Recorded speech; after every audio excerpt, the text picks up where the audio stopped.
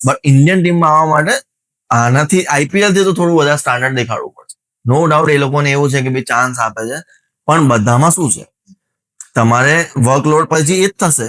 એકવાર હા સારું પરફોર્મ કરવા માંડ્યો પછી વર્કલોડ ની વાત કરશે કે હા હવે તો વર્કલોડ મેનેજ નહીં થતું, તો હવે બીજા બોલરને શોધો.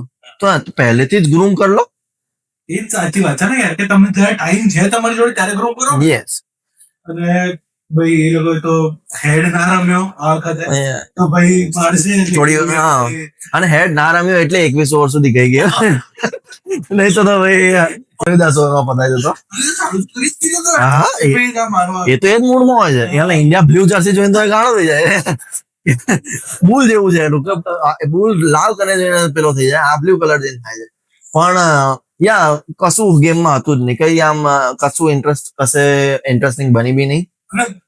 અને ઠીક છે યાર, થાય હું કહું છું ને કે આ મેચમાં આપણે નહીં એટલું જજ કરવું લોકોને, કેમ કે ભાઈ બહુ ટાઈમ પછી રમે છે લોકો, વન ડે અમે બહુ ઓછી થાય છે તો ઠીક છે. પાછું 10 વર્ષ થઈ ગયો એટલે આપણે કઈ બોલાય પણ નહીં. પણ યાર આઈ વિશ કે જીતતા આપણે, વિશ કે જીતતા, અને એટલીસ્ટ નહીં તો એક સરખી મેચ થતી.